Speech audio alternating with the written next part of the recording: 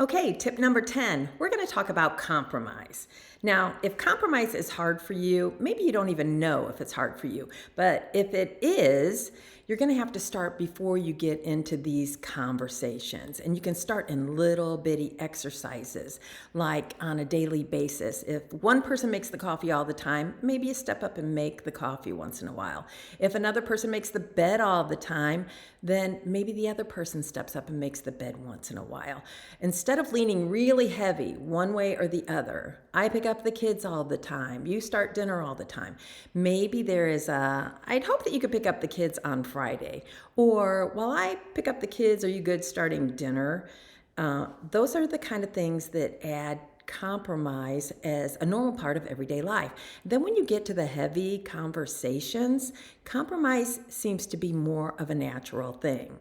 I am not a good person with compromise. I'm kind of an all or nothing. It kind of goes with my personality. So it's something I have to work on. I even have trouble identifying it. In fact, here is an example in my life. When we were younger, I used to have this resentment because every day I would make the bed. He would never even consider making the bed. And it was always like, no matter who got out of bed when, the bed was left. And if I wanted it made, I would make it. So I had this idea, and that's not always a good thing. But I had this idea that I would ask him if we could have a new rule, and whoever got out of the bed last would make the bed. And he thought about it. He was pretty easygoing. He said, yeah, I can do that. And so I started making sure every day that I was the first one out and he was the last one out of the bed so that every day he could make the bed until it actually became his habit. And for a good 15 years, he has been making the bed. Now, as I have started to go a little deeper, maybe to a higher level in my own self-awareness, I have been making the bed once in a while.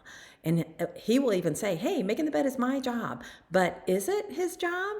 Or did I kind of trick him into that one when I wasn't willing to compromise?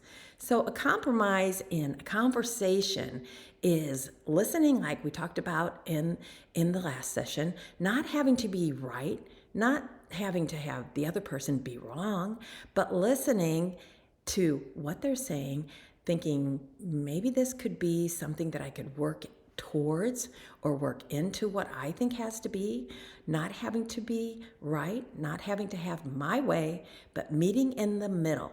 I'll come your way a little, you come my way a little, and this is what we'll try. It doesn't have to be a solution that lasts for the rest of our lifetime. It can be a solution that we try and see how it works. My mentor taught me when I was having a struggle listening, it was mainly because I was trying to think of the next thing I was going to say to undermine what he had just said. So when I was struggling to listen, she would say, I want you to say two things. You may be right. I'll think about that. And at first I did it in a very rebellious way because she told me to. And eventually I found I was listening to another perspective. He sometimes was right. And when I thought about it, it invited a new idea into our life, which meshed with my ideas, morphed into some great solutions over time. So let's think about compromise. It's going to be another great tool if we can allow it to work for us. Okay, tip number 10, compromise.